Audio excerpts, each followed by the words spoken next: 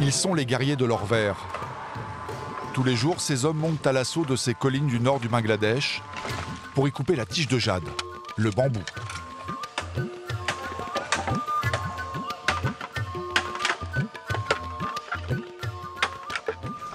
Je m'appelle Mohamed Fazir.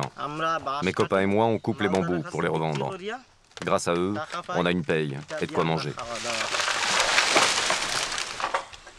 Mohamed a 20 ans. Quand il a commencé, il en avait à peine 10. Des années de labeur qui l'ont rendu résistant à la tâche. C'est un travail très fatigant. Ça a l'air facile comme ça quand on regarde, mais c'est vraiment dur. Souvent, les nouveaux ne reviennent jamais après une journée de travail ici. Des travailleurs effrayés aussi par les milliers de bestioles qui grouillent au sol. Chaque pas est un risque, et le climat humide, parfait pour la reproduction d'un insecte des plus voraces. Les moustiques nous attaquent constamment. On tente de les écraser, on se tape de partout sur le corps, mais rien n'y fait. Moi, j'ai mis ce foulard. Il me protège des chutes d'insectes et des saletés. On en a tous un. Car s'il y a un accident, si on se coupe, on peut se faire un bandage avec. Cette plante s'appelle l'Owashutra. Sa sève brûle la peau, ça vous gratte. Aucun médicament ne peut vous soulager de ces brûlures. Tout n'est pas hostile dans la forêt. Mohamed y trouve une plante stimulante, le bétel. Quand je mange ces feuilles, je me sens plus fort. Je ne suis plus fatigué. Sinon, je n'y arrive pas. J'en mâche quand j'en ai besoin. Une fois les bambous coupés, les hommes font des fagots. Commence alors leur chemin de souffrance.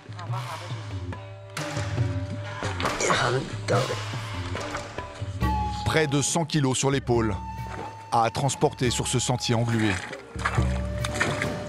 Mohamed a 300 mètres à parcourir pour rejoindre la rivière.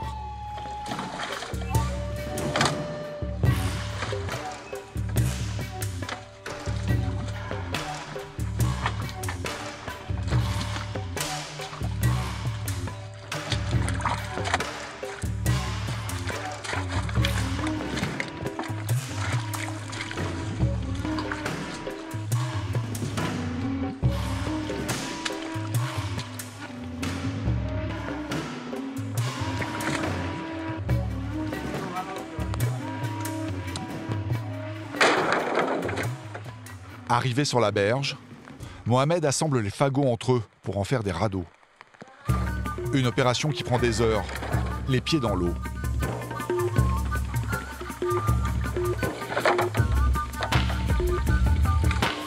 Un travail éprouvant. Mohamed ne doit jamais rester immobile plus de quelques secondes. Sinon, il se fait dévorer les jambes par les sangsues. Tout ça pour un salaire de misère qui lui permet tout juste de survivre.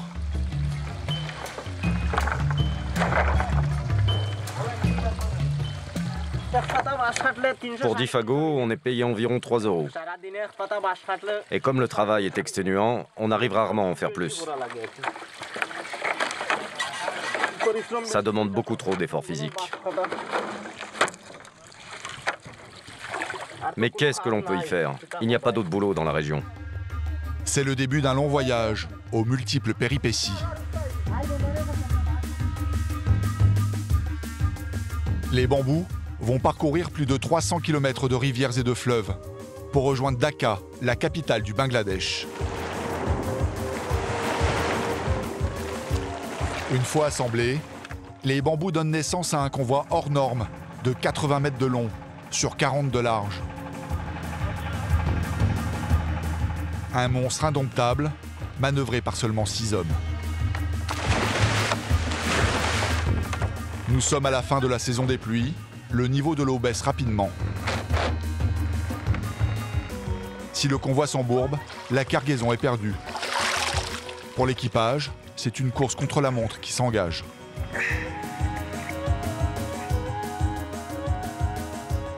Un travail de force pour un salaire de misère.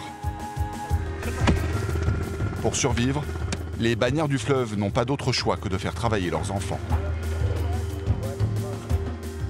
L'équipage de ce monstre aux pieds d'argile va vivre un périple de près d'1 mois.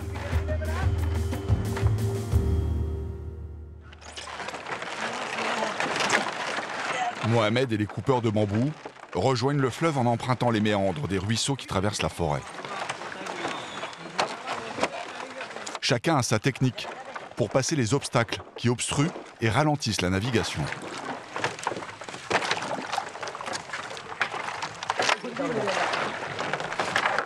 Certains sont souples, d'autres beaucoup moins.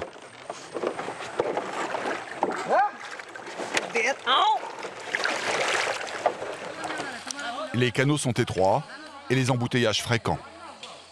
Sors de là, tu vas dégager. Mais pourquoi tu bouges pas tes bambous de là, fils d'idiot? Comment veux-tu que je sorte d'ici? Vas-y, dis-moi comment faire.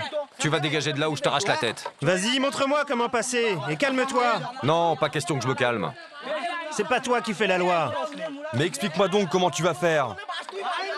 C'est toi qui fais les lois maintenant? Ah, c'est toi qui vas faire les lois. Mais calmez-vous! Chacun hausse le ton pour ne pas perdre la face. Mais les deux hommes ne dépassent pas cette limite. Tous sont armés de machettes.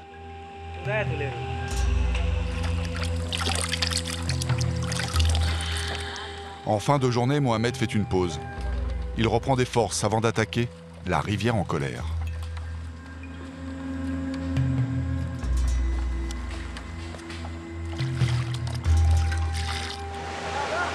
À l'entrée des rapides, un fonctionnaire compte les fagots comme s'il avait peur que les hommes et leur chargement disparaissent dans les eaux bouillonnantes. 14 fagots.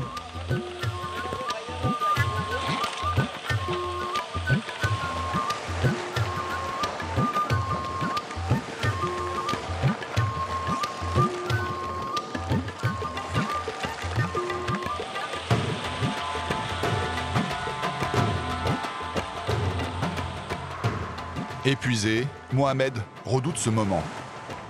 Le goulet est étroit et la fatigue déconcentre les hommes, les pousse à l'erreur.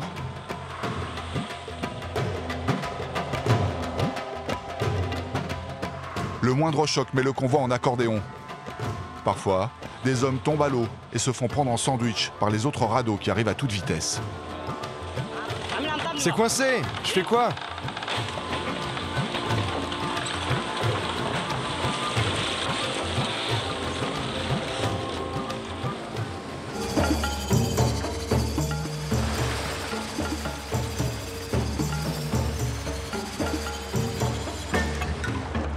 Après 2 heures de descente, la rivière s'assagit. Elle se transforme en un immense marché à ciel ouvert. Tous les bambous coupés de la région sont rassemblés ici. Ils sont classés selon leur diamètre et leur qualité.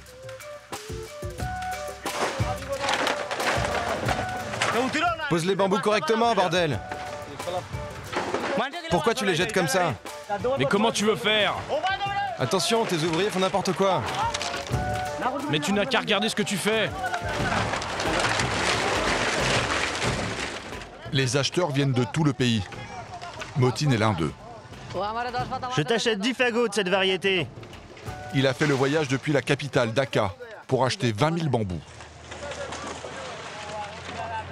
Hé, vous m'avez pris combien de fagots? Mets-en 3 de plus. Prends-en 10 de ceux-là et 3 de là-bas. S'ils sont abîmés, moi je ne les prends pas. J'ai perdu 2000 € la dernière fois avec des bambous de mauvaise qualité. Ma cargaison doit partir demain au plus vite.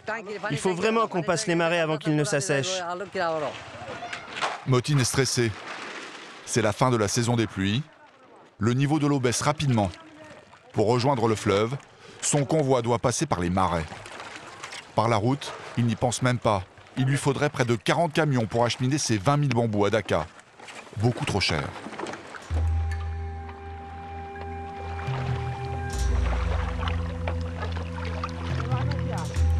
Le lendemain, les guerriers de l'Orvers ont laissé leur place aux bannières du fleuve.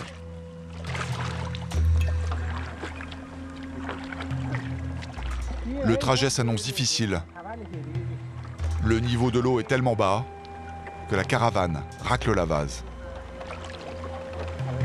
Pour la tracter, Motin a dû employer 20 pousseurs au lieu de 6.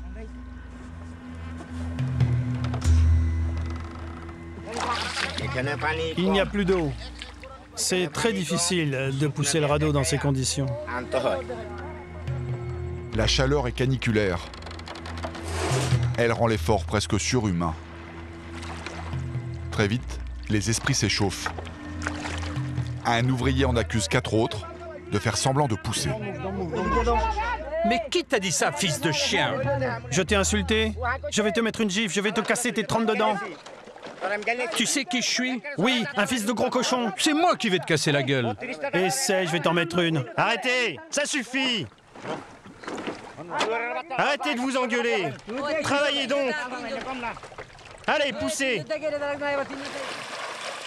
Vexés, les 4 accusés quittent le convoi.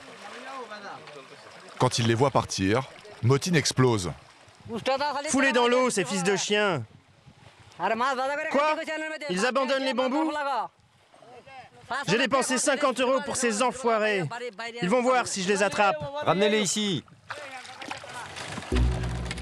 4 hommes en moins. Le vieux Motin est obligé de se mettre à la tâche, lui aussi. Encore 1 kilomètre à parcourir pour rejoindre le lit du fleuve et ses eaux profondes.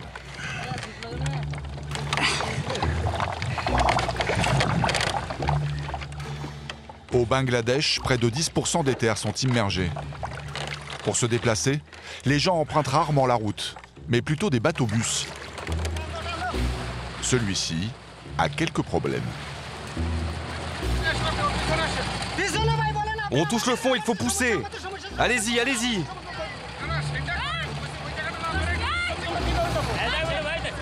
Tire, tire. Allez, tirez.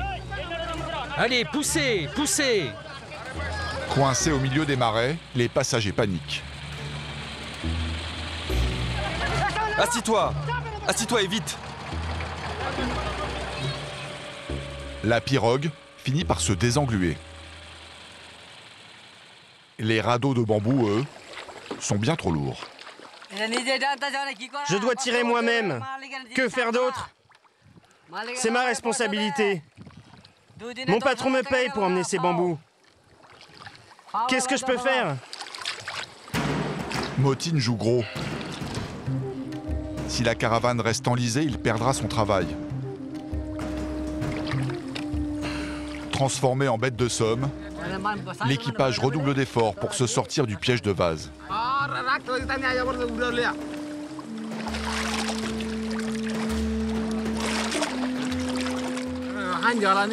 Je vous avais dit de passer par là pour éviter toute cette boue. Oh, non. Par ici, par ici. En fin de journée, leur calvaire s'arrête. Motin et ses hommes ont atteint les eaux profondes. Avant de reprendre la navigation, les caravaniers reconfigurent le convoi. De leurs mains va naître un radeau géant.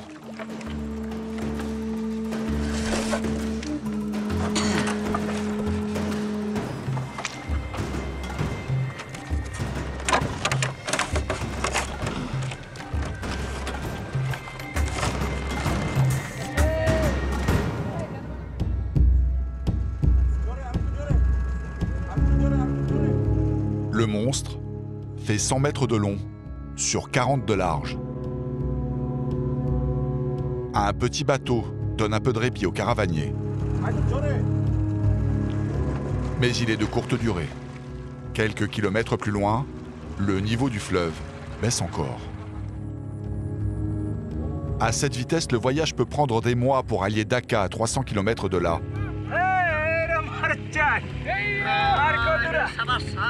Les bagnards du fleuve s'encouragent comme ils peuvent.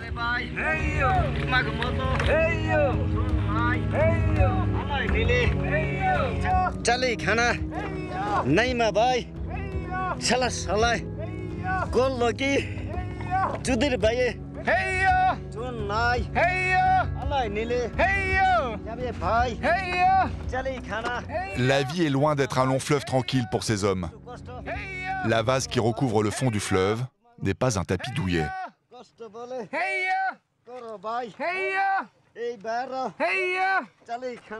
Roseaux coupants et bambous cassés entaillent les chairs. Les pieds et les mollets sont les premiers à en souffrir. Moutaleb, le plus vieux des caravaniers, souffre. Je m'enfonce. Moutaleb ne sait plus par où passer pour retrouver les eaux profondes. Mais c'est n'importe quoi. On ne sait même plus où on va. Regardez, il n'y a plus d'eau. On peut faire un détour et passer par là. Ce sera plus sûr. Non, on va aller tout droit, c'est mieux. C'est plus court pour aller à Guilachora. Le fleuve est une autoroute très rentable pour les convoyeurs. C'est aussi une source de vie pour les pêcheurs, surtout quand le niveau de l'eau baisse. Le poisson est plus facile à enserrer dans les filets. Quand il y en a, car la surpêche l'a presque fait disparaître.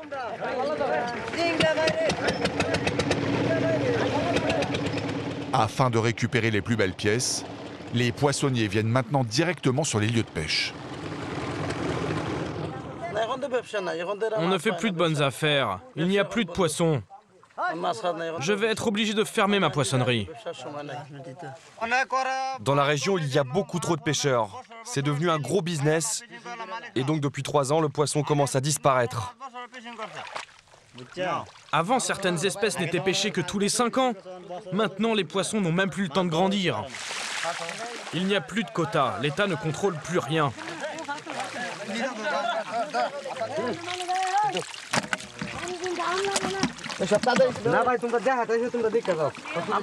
Montrez-moi votre poisson. Je suis preneur. Non, tu regardes, mais c'est tout. Mais je suis preneur. On le pèse et je vous l'achète.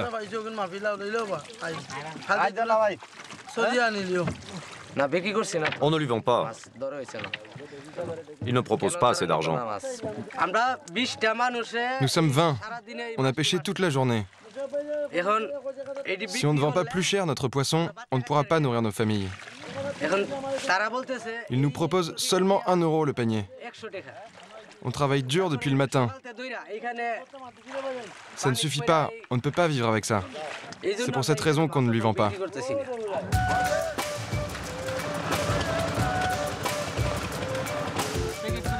Les eaux profondes, la délivrance.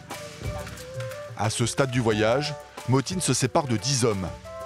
Il n'a pas les moyens de les payer plus longtemps. L'équipage est réduit à 6 matelots. Tous espèrent que maintenant le fleuve restera à niveau jusqu'à la fin du voyage. Hé, il y a un poisson! Il y a un poisson là-bas! Comme par magie, un énorme poisson a sauté sur la caravane. Attrape-le, surtout ne le lâche pas. Mets-le dans ton foulard.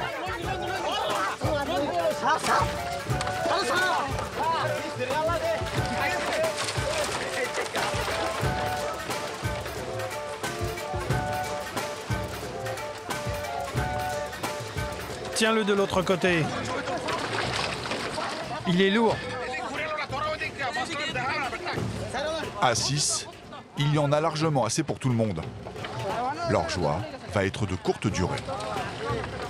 Des pêcheurs ont vu la scène et ils ne sont pas contents.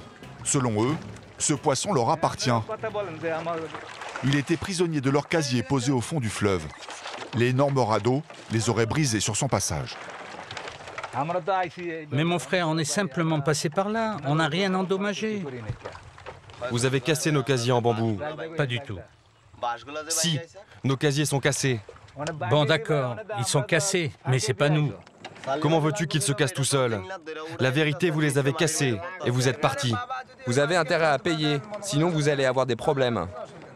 Mon fils, on est pauvres. Nous aussi, nous sommes pauvres. D'autres pêcheurs envahissent la caravane. Moutaleb est obligé de céder. Ok, on les a cassés. Mais qu'est-ce que l'on peut faire? Si vous nous coupez la tête, on ne pourra pas se la remettre pour vous rembourser. Si j'avais l'intention de te couper la tête, je l'aurais déjà fait. Bon, prenez 50 bambous et Dieu vous donnera une récompense pour ça. Que veux-tu que je fasse de 50 bambous? Dieu vous fera un cadeau. Prenez cela.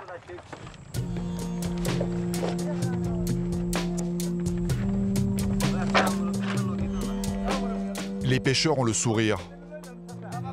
À la revente, 50 bambous peuvent rapporter jusqu'à 17 €. Une petite fortune. Sur le fleuve, c'est la loi du plus fort qui prime. Mais ces hommes sont-ils vraiment les propriétaires du poisson? Pas si sûr. Après leur départ, d'autres pêcheurs énervés montent à bord. Le radeau géant aurait en fait abîmé des filets flottants dans lesquels était pris le gros poisson. Les caravaniers se jettent à l'eau pour contrôler. Le filet était cassé, déchiré par la caravane. Ça coûte 10 €. Ils doivent nous dédommager. Et qu'ils n'essayent pas de nous entuber. C'est mon dernier mot. Je ne trouve pas ici.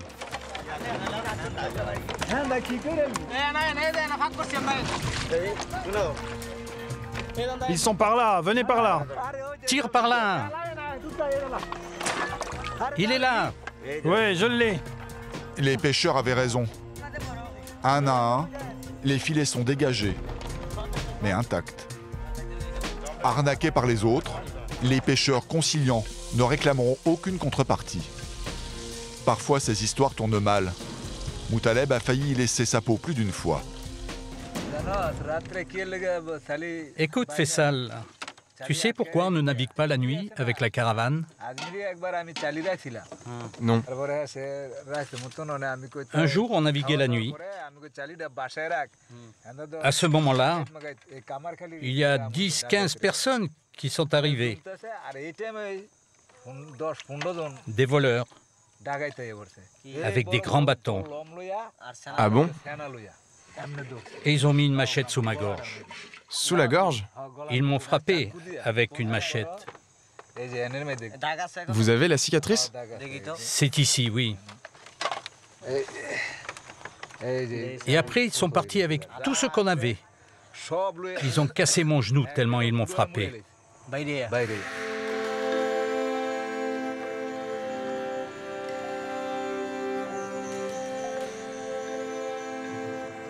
Au deuxième jour de navigation, le convoi a parcouru péniblement 30 km. Les caravaniers font une pause près de Gila Shora. Ici, le radeau géant va subir une ultime transformation. L'énorme langue de bambou est tentante pour les enfants du village. Les caravaniers préfèrent éviter les ennuis. Hé les enfants, dégagez! Descendez de là! S'ils se blessent, leurs parents vont venir nous trouver et nous accuser d'être les responsables. Ils vont dire que c'est à cause de nous si les enfants se sont blessés et ils demanderont un dédommagement. Partez! Tout le monde part! Allez! Moutaleb a une fille de 18 ans et un garçon de 16 ans. Il les trouve un peu feignants, car aucun des deux ne travaille. Il aimerait pouvoir se reposer. Au Bangladesh, il n'y a pas de retraite. Ce sont les enfants qui subviennent à la famille. J'ai entre 65 et 70 ans. Ça fait 45 ans que je fais ce métier. Je me suis marié et je n'ai eu des enfants que 30 années plus tard. Si j'avais eu des enfants avant, ils seraient grands maintenant et je n'aurais plus besoin de travailler. Et le travail ne manque pas pour les enfants, comme dans cette plantation de thé. Malgré son jeune âge, Rubel travaille déjà autant qu'un adulte. Rubel ramasse les noix, les fruits des arbres à thé. Après, ils serviront à les replanter. Comme Rubel, 50 enfants travaillent ici. Ils sont une main-d'œuvre idéale. Leur petite taille leur permet de passer facilement sous les arbustes.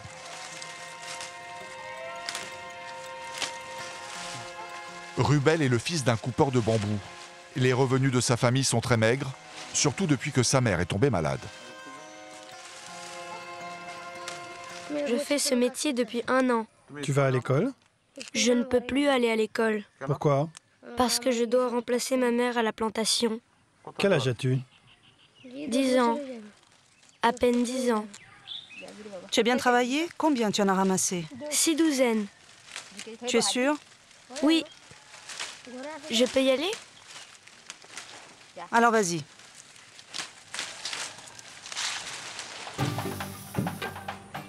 Épuisé, Rubel doit encore marcher 6 km pour livrer sa marchandise. Seule consolation, sa maison se trouve sur le trajet.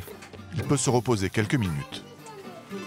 Sa maman espère qu'il va tenir le coup, car le médecin lui a formellement interdit de revenir à la plantation. J'ai une maladie cardiaque, j'ai mal aux poumons.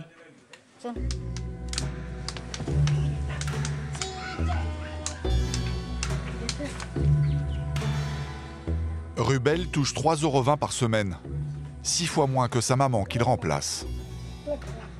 Son salaire permet tout juste de nourrir ses 4 frères et sœurs, qui eux, ne travaillent pas.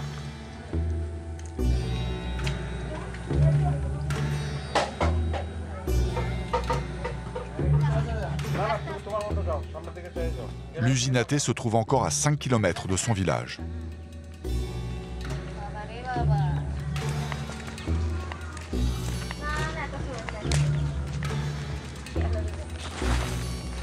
Je dois me dépêcher de livrer mes noix à la plantation.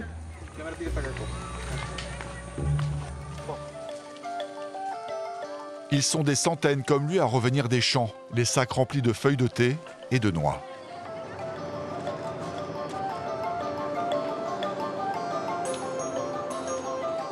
Le lendemain, Rubel reprendra son travail dès l'aube.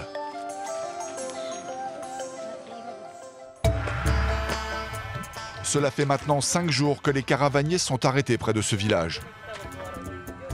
Mais personne ne se tourne les pouces. Les hommes démontent patiemment l'immense radeau pour en réduire l'envergure.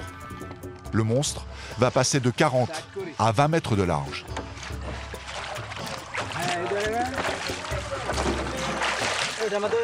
On en profite aussi pour nettoyer les bambous. Comme ça, ils sont plus beaux pour les clients. Les caravaniers entassent les bambous les uns sur les autres. Le radeau est plus épais, mais maintenant le lit du fleuve est plus profond, normalement.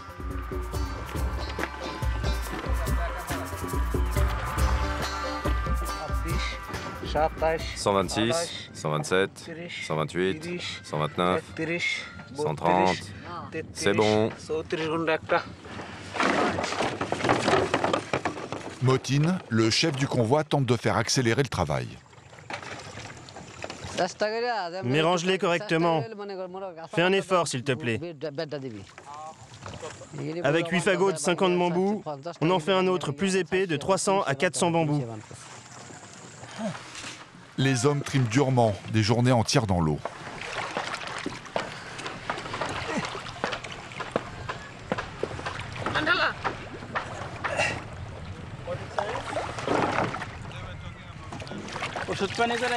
Si on se blesse gravement, on nous bande la plaie. Et c'est tout. On n'a rien d'autre. Et après, on nous remet au boulot avec notre blessure.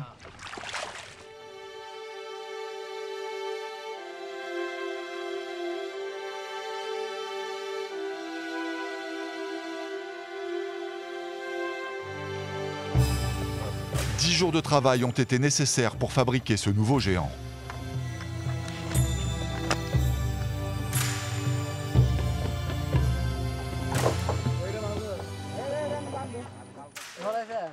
Le grand patron est venu apporter la paye de la semaine.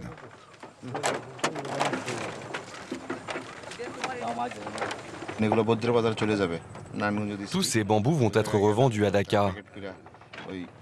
C'est destiné au marché local. Grâce au bambou, Chorab est devenu l'un des plus riches marchands de la région. Je ne sais pas quelle fortune j'ai pu accumuler car j'ai acheté des terres, des maisons. Avant j'avais une petite bicoque et maintenant elle est immense.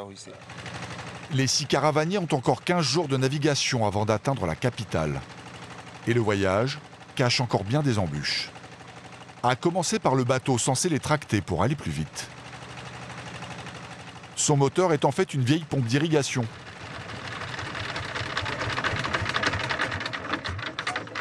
Et elle est à bout de souffle.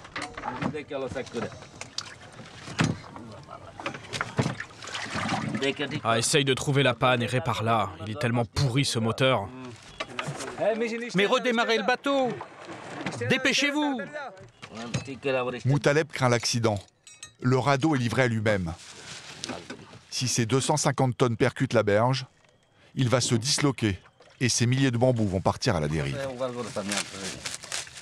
Il faudrait changer cette pièce, mais pour ces rois de la débrouille, rien n'est impossible. On met un tissu et un plastique autour de l'axe, on fait un nœud, on remonte le tout et ça va marcher. Les deux compères sont optimistes. Ok.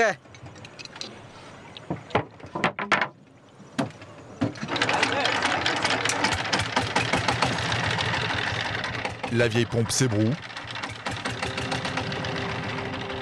Et comme par miracle, elle repart, redonnant aux hommes un peu de répit.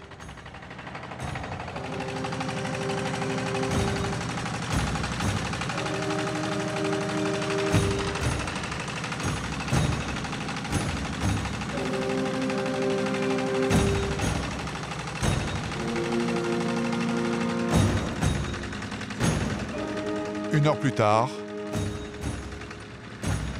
le moteur agonise.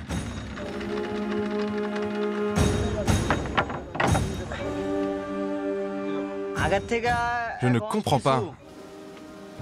Notre bricolage ne marchait pas trop mal. Pourquoi il s'arrête? Je crois que le tissu est en trop.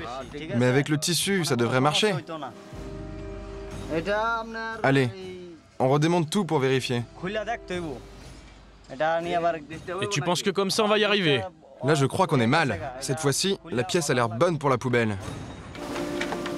La berge est toute proche et le courant puissant à cet endroit du fleuve. Munis de perches, les hommes ralentissent le monstre pour éviter qu'il ne se fracasse contre la berge.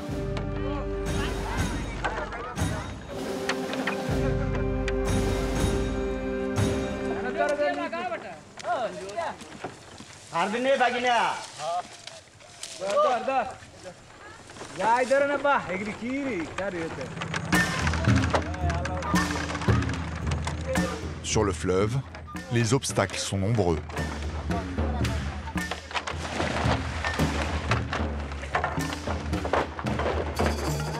Après 5 heures de bataille, Moutaleb donne l'ordre de stopper le radeau. On arrête la caravane pour la nuit. Plus facile à dire qu'à faire. Va plus loin! Va plus loin, vite! Vite! Essaye d'aller plus loin! Mais t'es vraiment un incapable! Vas-y, il faut que tu ailles encore plus loin! Plante-le ici! Plante le piquet! T'es vraiment un bon à rien.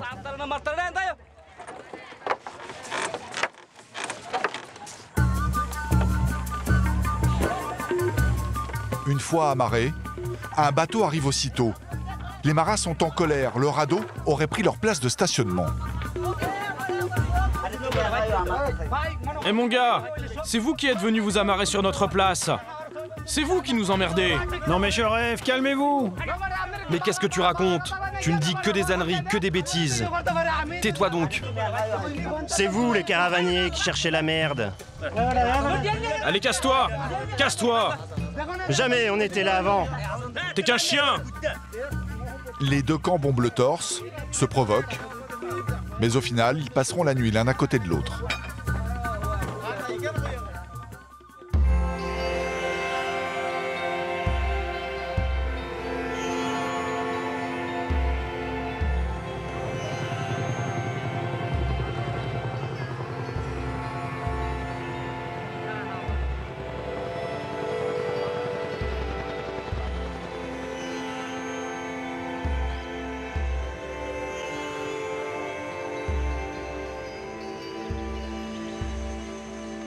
Au petit matin, le brouillard s'est installé. Moutaleb n'aime pas ça. Cette purée de pois ne cache rien de bon. Elle est le refuge des mauvais esprits. Un jour, j'ai vu un fantôme. Je gardais une vache dans un champ. Tout d'un coup, j'ai vu un nuage de brouillard blanc apparaître. Il est devenu de plus en plus grand. Il a pris la forme d'un très grand spectre. Immense, immense. Il voulait m'attraper. Dès que je l'ai vu, j'ai crié très fort. Très fort. J'ai crié, crié, appelé ma mère et j'ai perdu connaissance. La vache s'est enfuie de peur. Mes parents sont sortis de chez moi. Ils ont appelé l'exorciste et je me suis réveillé. Une fois sortis du brouillard, ces sueurs froides sont loin d'être terminées. Moutaleb et son monstre de 100 mètres de long sur 20 de large abordent une série de virages serrés. Attention, attention!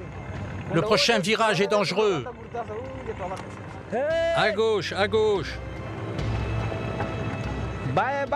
Oh, monsieur! Vos filets de pêche bouchent le passage.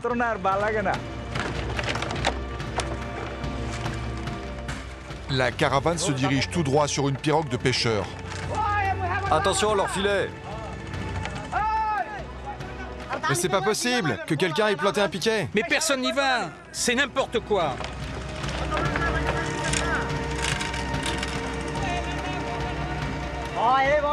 Ne restez pas comme ça, bougez-vous! Mais tu pouvais pas passer plus loin?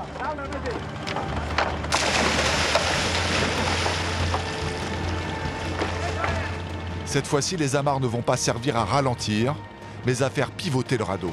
Exemple, quand on retient l'arrière, c'est l'avant qui se redresse.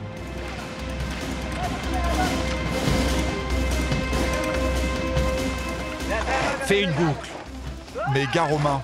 Sans gants, les cordes sont de vrais coupe-doigts.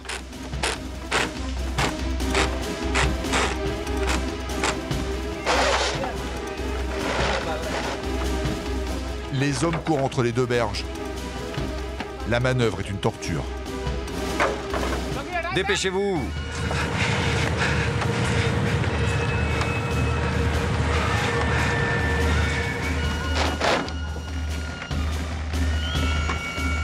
Plante le piquet!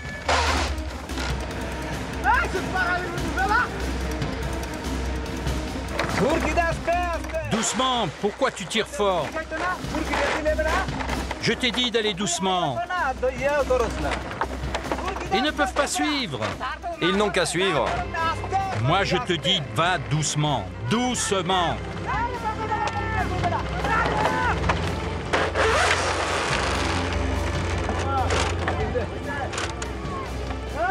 Attention, on va rentrer dans la berge. Revenez vite. Le piquet est coincé.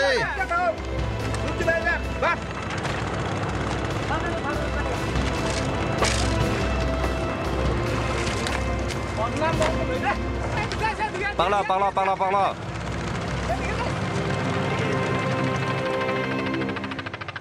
Le crash est évité de justesse. Faisal est exténué. Il est au bord du malaise. Comment ça va? Ça ne va pas. J'ai mal au ventre. Ça fait mal. Depuis tout à l'heure, on fait des allers et retours sans arrêt. Ça m'a tué. Va lui donner un coup de main, c'est pas fini. Je ne peux plus, j'ai trop mal au ventre. Allez, vas-y. Les amarres ont arraché un bout du radeau. Avec leur dernière force, les matelots rapprochent les fagots disloqués. Tire, allez.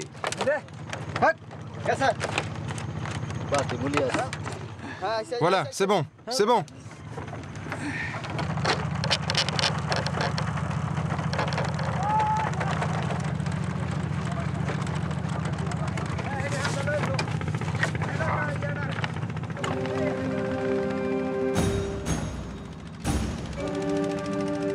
Après un mois de galère, la caravane arrive à Dakar.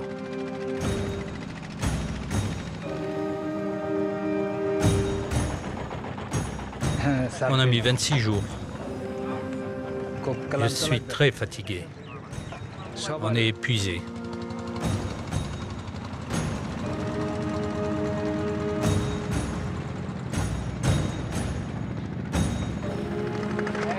À peine accostés, les acheteurs se hâtent. Tous les bambous n'ont pas la même qualité. Il faut trouver les meilleurs fagots. Celui-là, celui-là et celui-ci. Combien tu en veux? Encore 6 de là-bas. 6 fagots de cela, ok? Des beaux, hein?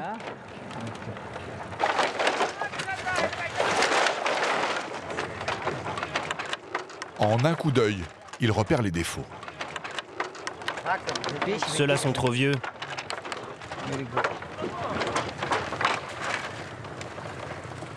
Un fagot de 300 bambous se vend 150 €. Chorab, le patron, est ravi. Sa cargaison part rapidement. Donne-moi encore 500. C'est un bon business. C'est un bon business. On a déjà vendu 40%, il reste 60% à vendre. Je pense que d'ici vendredi, tout sera vendu.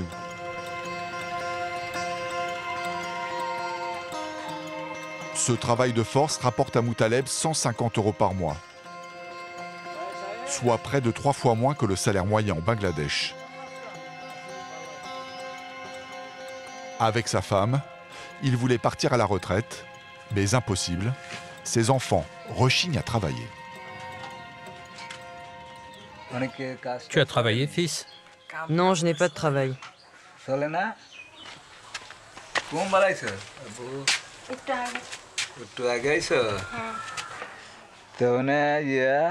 Est-ce que vous avez remboursé l'épicerie? Oui, je l'ai déjà payé. Il faut que tu travailles. La famille dépend de toi.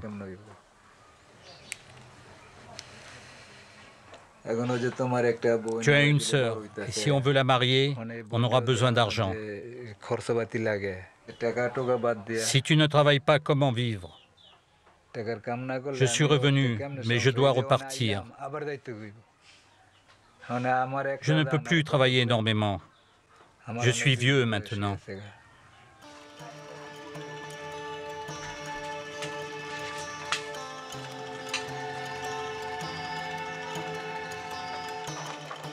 Au Bangladesh, le bambou remplace le bois, surtout dans le bâtiment.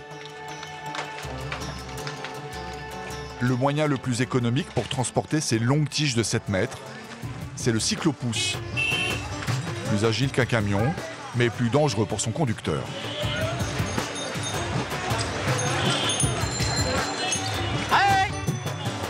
Pour tourner, le pousseur doit négocier son passage avec les autres conducteurs. Je veux aller vers la droite. Je dois donc passer en biais. Et toi, est-ce que tu peux pas te garer là-bas? Parce qu'il faut que je passe par là avec les bambous. Je ne vais pas te prendre beaucoup de temps. Je vais entrer par là et sortir comme ça. Allez-y! Allez-y! Stop!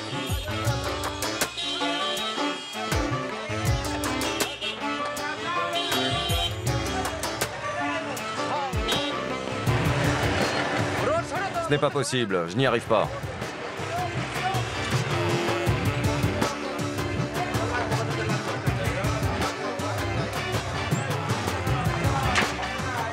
Tous les immeubles de Dhaka ont été construits grâce au bambou.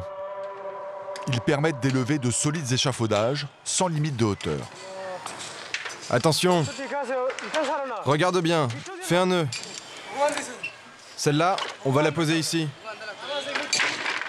Sans aucune sécurité, ces deux ouvriers se jouent du vide.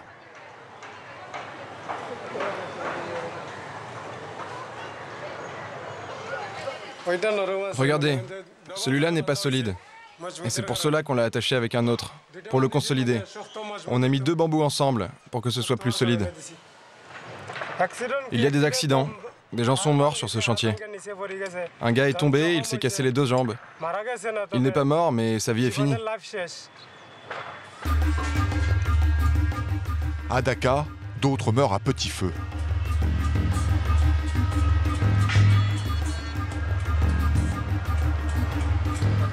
Dans ces ruelles qui abritent les fonderies artisanales de la capitale, l'air est irrespirable. Il est saturé de poussières et de fumées nocives.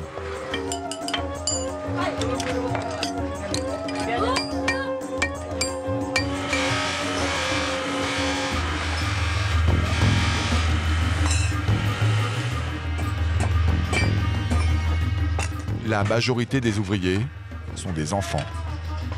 Il fait très vite chaud. À l'intérieur des ateliers, il fait près de 40 degrés en permanence.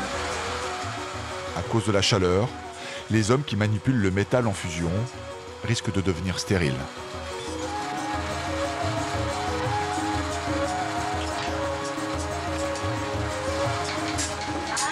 Après le travail, je me sens très fatigué. Je me sens faible et je n'ai pas envie de manger du riz. Le travail est dur, il fait chaud et il y a beaucoup de fumée, de poussière et de suie.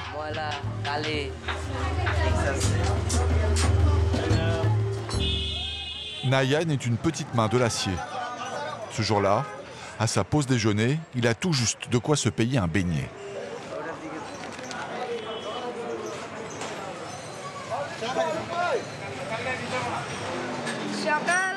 Je me réveille à 8 h du matin, mais je commence à 9. Je termine tard le soir, vers 22 h. Enfin, ça dépend du patron. C'est comme ça. Au fond d'une cour empoussiérée, Nayan partage son atelier de 10 mètres carrés avec 5 autres ouvriers. Il fabrique des pistolets de lance à incendie. Allez, dépêche-toi. Nayan est chargé de préparer la terre qui sert à fabriquer les moules.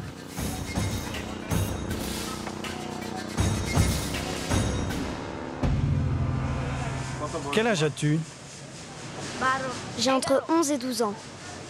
Tu travailles ici depuis combien de temps? Depuis 1 an. Après avoir divorcé, sa mère l'a abandonné. Et son père s'est rapidement débarrassé de lui en le plaçant ici.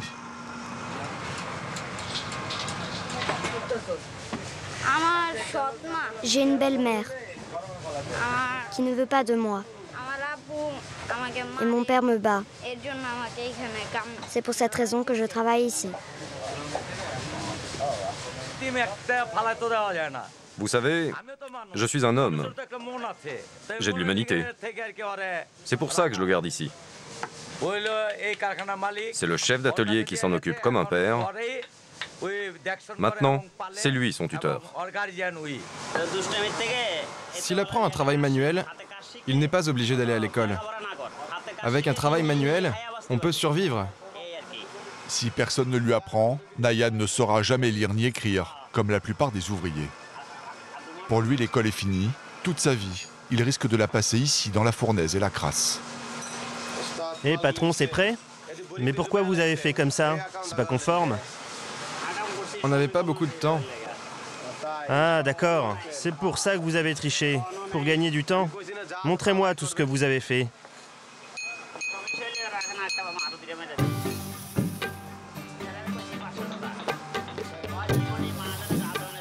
Tous les jours, le petit garçon du fond de son trou fumant fait le même rêve.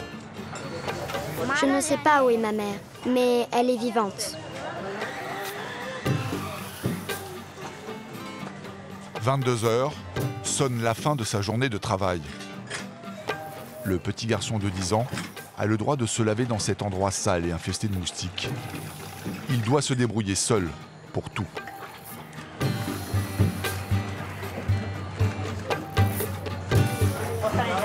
Monte te coucher. Prends une couverture.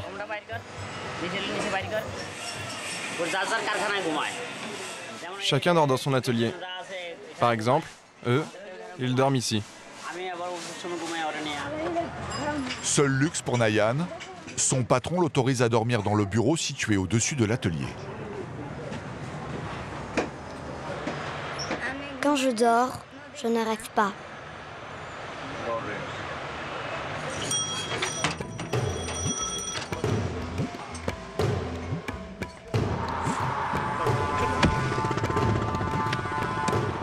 Au Bangladesh, comme Nayan, plus de 7 millions d'enfants travaillent dans des conditions effroyables.